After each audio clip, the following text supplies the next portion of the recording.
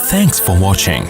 Don't forget to like, comment, share and subscribe to Mufti Tariq Masood, famous scholar. یہ نا مالی معاملات پہلے سے کیا کیا کریں. میں لوگوں کے مالی معاملات دیکھ کے حیران ہو رہا ہوں کہ ایسے بڑے بڑے سودے کر رہے ہیں اور ایسے کرتے ہیں جیسے ان کو یقین ہے کہ میں نے زندہ رہنا ہے. او بھائی ابھی لکھو, ابھی میں مر گیا تو کیا ہوگا. مجھے ایک بینک والے آفر کر رہے تھے کہ آپ قسطوں پہ مکان لے لیں نا.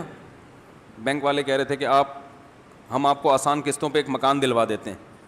میں نے کہا کتنے سال کی؟ انہوں نے کہا کہ اتنے سال کی. میں نے کہا اگر میں کل مر گیا, یعنی آج ایگریمنٹ کرتا ہوں اور یہ قسطیں بھرنا شروع کرتا ہوں اور میں 3 مہینے بعد مر گیا, پھر کیا ہوگا. تو لوگ ایسے سوالات سے کیا کرتے ہیں, ایک مثال دے رہا ہوں میں, تعجب کرتے ہیں کیوں بھائی, کیوں مر گئے, کیوں مر گئے. بھائی مر سکتا ہے کوئی بھی, کسی ٹائم مر سکتا ہے. اس کا پہلے سے بتاؤ کہ ہو گیا کیا. اگر ہم بالفرض لے لیں آپ مر گئے. ایک صاحب نے مجھے کہا, کسی بڑے محکمے میں تھے, کہ ایک پالیسی ہے یہ خرید لو, میں یہاں بیٹھا ہوں, میں ہوں جب تک آپ بے فکر رہیں. میں نے کہا آپ جب تک ہیں, اس کا مطلب اگر آپ کا انا للہ ہو گیا تو پھر مجھے تعجب سے دیکھتے ہیں. بھائی ہم کسی ایسے کام میں اپنے آپ کو نہیں ڈال سکتے جس میں میری موت یا آپ کی موت کی صورت میں پیچیدگیاں کھڑی ہو جائیں. نہیں آ رہی بات. بھائی ایسی ڈیلنگ ہو کہ آج آپ مر گئے تو کیا ہوگا, مجھے پہلے اس کا جواب چاہیے. آج میں مر گیا تو یہ پیسے ریکور کیسے ہوں گے, مجھے اس کا جواب چاہیے. کوئی بھی کسی بھی ٹائم مر سکتا ہے. دنیا میں ہر کام کی گارنٹی لی جا سکتی ہے بھائی, موت کی کوئی گارنٹی نہیں لے سکتی. ایسے مرتے, اور اتنے واقعات اپنی آنکھوں سے دیکھ لیے ہیں پھر بھی یقین کر کے بیٹھے ہوئے ہیں. کرایہ دار کو جب گھر لے کر آؤ نا تو اسے پہلے بتا دو میں مر گیا نا تو یہ ہمارا ایگریمنٹ کیا ہے, ختم. پھر میرے بچے آپ کو چاہیں نکالیں, آپ کو چاہیں رکھ, پہلے بتا دو. ہر چیز میں موت کو ڈاکومنٹ میں لازمی لے کر آؤ. ہر ڈاکومنٹ میں مرنے کا تذکرہ لازمی ہونا چاہیے, جو کہ ہمارے نہیں ہوتا. پھر اتنی پیچیدگیاں. وراثت کی ایک تقسیم ہو رہی تھی, میرے پاس کیس آیا, انہوں نے کہا کہ یہ جو بڑا بھائی ہے مشترک مکان ہے, اوپر والے پورشن پہ گھر بنائے گا. تو میں نے کہا مجھے ایک بات بتاؤ, یہ گھر بنایا رہنے کے لیے اور مر گیا, بات آ رہی ہے سمجھ میں پھر کیا ہوگا.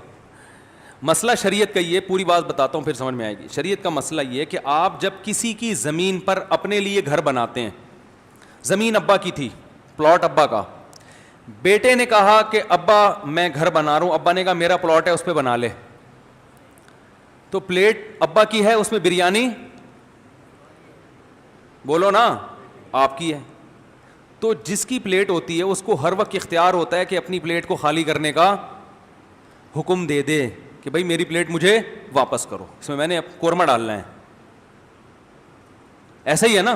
تو شرعی مسئلہ یہ ہے کہ کسی کے پلاٹ پہ جب آپ گھر بنائیں تو جو جس کا پلاٹ ہے اس کو ہر وقت اختیار ہے کہ وہ گھر توڑ کے کہ اپنی تعمیر توڑ کے لے جاؤ یہاں سے, اس کو ہر وقت یہ رائٹ حاصل ہے, ہر وقت حق حاصل ہے.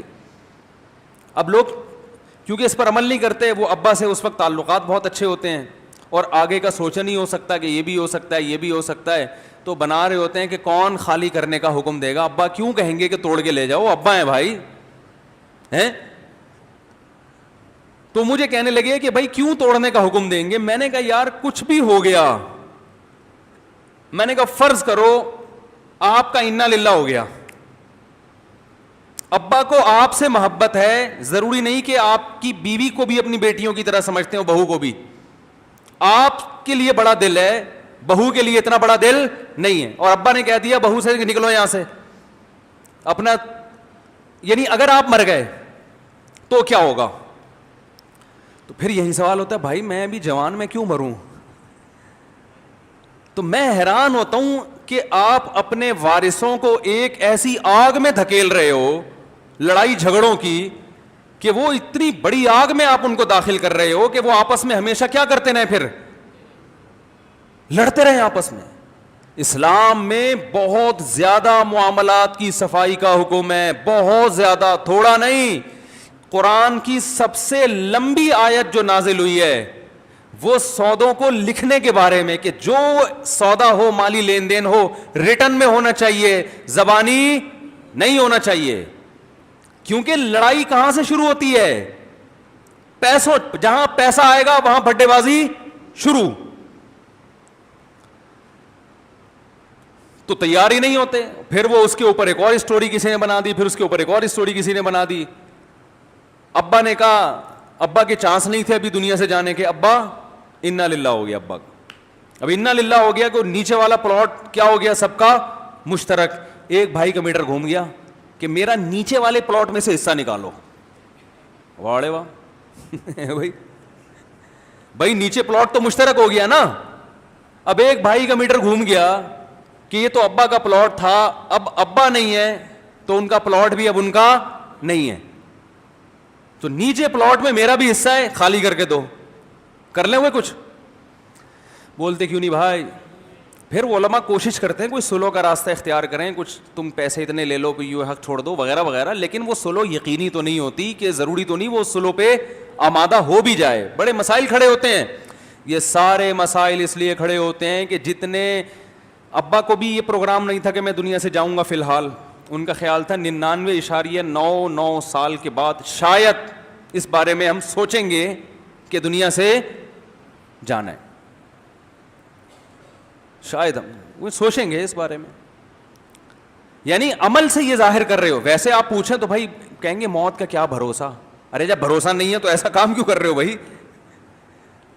ویسے کہہ رہے ہیں موت کا کیا بھروسہ, جب بھروسہ نہیں ہے تو پھر یہ کچھ کیوں کر رہے ہیں.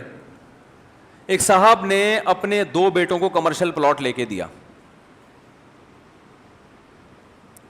اور کمرشل پلاٹ لے کے دیا تو کہنے لگے کہ وہ یہ 2 بالکل غریب غربا ہیں, یہ کمرشل پلاٹ میں ان کو دے رہا ہوں. میں نے ان صاحب سے کہا ان کو ہینڈ اوور کر دیں تو پھر یہ مالک بنیں گے, قبضے میں نہیں دیا تو مالک نہیں بنیں گے. انہوں نے کہا میں بنا کے دے دوں گا ان کو. میں نے کہا بنانے سے پہلے آپ کا انا للہ ہو گیا تو. ان کو انا للہ نہیں کہا, ان کا میں نے کہا آپ کا وصال شریف ہو گیا.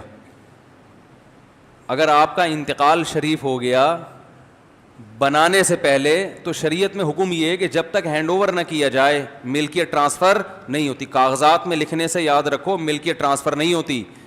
ارے آپ نے دکان بنا کے اپنے بیٹے کے کاغذات, بیٹے کے نام کر کے کاغذات پکڑا دیے تو شرعی طور پر ملکیت منتقل نہیں ہوئے. چابیاں دیں اس کو بٹھائیں گے, قبضہ ہوگا تو پھر ہوگا. تو میں نے کہا یہ پلاٹ ہینڈ اوور کر دیں. پلاٹ ہینڈ اوور کیسے ہوتا ہے کہ جا کے نشان ہو اور بچہ وہاں جا کے کھڑا ہو جائے اور وہ تصرف, اس کو حق حاصل ہو جائے کہ اب میں جو چاہے کروں اس میں. تو انہوں نے کہا نہیں ابھی تو میں یہ سب بنا دوں, بنا کے بنایا دوں گا. میں نے کہا اس سے پہلے آپ کا انتقال ہو گیا تو بڑے کے چکر میں, زیادہ کے چکر میں چھوٹے سے بھی جائیں گے. تو انہوں نے کہا نہیں ابھی کیوں انتقال ہوگا, ابھی تو میں ٹھیک ٹھاک ہوں. ہو گیا انتقال. صحیح ہے نا, کیا ہو گیا, انتقال ہو گیا. اور میں نے دیکھا ہے کہ جو اپنے بارے میں یہ طے کر کے بیٹھا نا کہ انتقال نہیں ہوگا, اس کا جلدی ہوتا ہے, وہ تو پہلے ہی نکل جاتا. اللہ کہتے تو کس خوش فہمی میں مبتلا ہے, وہ تو پھر بھی ذہن میں ہے اس کے. تو حرکتوں سے پتہ چل رہا ہے کہ مرنے کے لیے تیار نہیں. پلاٹ خریدیں گے, مکان خریدیں گے, اس میں 60 سال کی عمر میں مکان اگر اپنے بچوں کے لیے بنا رہے ہو تو ٹھیک ہے. اپنے لیے بنانے کا بولو نا بھائی, کوئی تک نہیں بنتا. بچوں کے لیے بھی بنا رہے ہو تو ٹھیک, کس تصور میں وہ پھر میں اس پہ بات کر چکا ہوں. فرض کر لو بنا رہے ہو تو اگر اس نیت سے بنا رہے ہو کہ میں مر گیا تو, اور اللہ نے پیسہ بھی بہت دیا ہے, اتنا دیا ہے کہ میں بار بار کہتا ہوں کہ پہلے اپنی خوراک, بچوں کی تعلیم, اچھی سواری, وہ میں بول نہیں سکتا, ٹھیک ہے نا. اب تو آپ اتنے فل ان دا بلینکس. سب سے پہلا پیسہ جو ذاتی گھر بنانے کی بات کرتے ہیں نا لوگ, ذاتی گھر بہت ضرورت ہے. میں کہتا ہوں 5ویں درجے میں ضرورت ہے. ضرورت نہیں ہے ایک ضرورت بالکل نہیں, ضرورت چھت کی ہے, چاہے کرائے کی ہو چاہے اپنی ہو, ایک آسائش ہے, آرائش ہے. تو وہ 5ویں درجے میں سب سے پہلے خرچ کرو. میں یہ بات خوب اچھی طرح سمجھ لیں, میں ذاتی گھر بنانے کے خلاف نہیں ہوں. لوگ کہتے ہیں یار یہ اتنے سارے لوگ جو ذاتی گھر بنا کے بیٹھے ہیں بیوقوف ہیں. خلاف نہیں ہوں, میں کہتا ہوں اس کو 5ویں نمبر پہ رکھو اگر رکھنا ہے تو. سب سے لوگ پیٹ کاٹ کاٹ کے گھر خرید رہے ہیں پہلے, یعنی پیٹ کاٹ کاٹ کے نا, متوسط درجے کی آمدن ہے, اس میں قسطوں پہ اتنی انسٹالمنٹ پہ آپ نہ صحیح طرح کھا سکتے ہو, نہ بچوں کو صحیح طرح پڑھا سکتے ہو. پہلے بنیادی خرچے پورے کرو. نمبر 1, اچھی خوراک. صبح ناشتے میں بادام, پستے, اخروٹ. نہیں آ رہی بات؟ اس سے اچھا والا کولیسٹرول بنے گا. صحیح ہے. بڑے گوشت پر اگر پابندی ہے تو بکرے کا گوشت. پھر جب بیگم بولے 5 کلو تو یہ نہیں بولو کہ کیا ہو گیا ہے, مہنگا ہو گیا. بیگم سے بولو بیگم جو گھر خریدنے کے لیے پیسے رکھے ہوئے تھے نا, اس سے آج کل تمہیں کیا کھلا رہا ہوں, بکرا. کرائے کے گھر میں گزارا کرو, روز بکرا کھائیں گے. گھر تو ان اینٹوں سے دیواروں سے دل لگا کے کیا کرنا ہے بھائی, جنازہ اٹھے گا یہاں سے. یہ اپنی ہو کرائے کی ہو کوئی فرق نہیں پڑتا, چھوڑنا ہے اس کو. یہ تیار نہیں ہے اس کے لیے, میرا گھر ہے, وہ تو کیا کر لے گا بھائی. یہ جتنے قبرستان میں لیٹے ہوئے ہیں ان کے سب کے اپنے گھر تھے, تو جانا ہے, نکلنا ہے, مسافر خانہ ہے. سیٹوں سے دل نہیں لگا. W11 میں بیٹھو گے, کیسی جھالریں لٹک رہی ہوتی ہیں نا W11 میں. ارے وہ کیسا زبردست W11 کو دلہن کی طرح سجایا ہوا ہوتا ہے, تو کیا گھر لے جاتے ہو اس کو؟ او بھائی سفر کی جگہ ہے, بیٹھو. لال سیٹیں ہوتی ہیں چمکتی ہوئی, ہے نا, کیسی چمکتی ہوئی لال سیٹیں, اچھی چمک پٹیاں لگی ہوئی ہوتی ہیں پوری, اندر بھی W11 پہ, باہر بھی. اب تو ہم بیٹھے نہیں, بہت عرصہ ہو گیا, وہ لوگ نہیں چھوڑتے نا, جہاں بھی جاؤ بیٹھو تو لوگ پہچانتے ہیں. ڈرائیور کے بارے میں ڈر ہوتا ہے, اکرام میں مجھے اسی سیٹ پہ لے جا کے نہ بٹھا دے. پائلٹ نے تو بٹھا دیا تھا تھوڑی دیر کے لیے اپنے ساتھ, تو اب W11 کے ڈرائیور نے پہچان لیا, پتہ چلا مفتی صاحب آپ یہاں بیٹھے جی. تو اب یہ تھوڑی کہ اتنی چھمک چھلوں کی طرح چمک رہی ہے, تو اب آپ کو W11 سے محبت ہو گئی. اب آپ کہہ رہے ہیں میں گھر جاؤں گا ہی نہیں, یہ میری سیٹیں ہیں, یہ اسٹیئرنگ میرا ہے. ارے بھائی یہ تو وقتی طور پر سفر کے لیے ہے. کتنا بڑا گھر ہو, کتنی اچھی لوکیشن ہو, یہ چھوڑ کے جانا ہے. جنازے اٹھیں گے یہاں سے. اور سارے سب کے, قارون نے کیسے کیسے محلات بنائے, کم ترکوا من جنات وعیون ونعیم. قرآن کہہ رہے کیسے بڑے بڑے باغات چھوڑ کے گیا دنیا سے وہ. وزروع ونخل, اور کھجور کے باغات اور کھیتیاں, یعنی کاروبار الگ تھا اس کا, سب چھوڑ چھاڑ کے ختم. فما بکت علیہم السماء والارض, اللہ فرماتے ہیں نہ ان کے اس قسم پرسی پہ آسمان رویا, نہ زمین کو ان پہ ترس آیا. ہمارے نبی کیا چھوڑ کر گئے؟ ایک آدھ گھوڑا تھا میرا خیال, ایک تلوار, بس یہ وراثت چھوڑ کے گئے دنیا سے. لیکن کامیاب کون تھا؟ ہمارے نبی کامیاب تھے بھائی. دنیا کو مسافر خانہ سمجھا.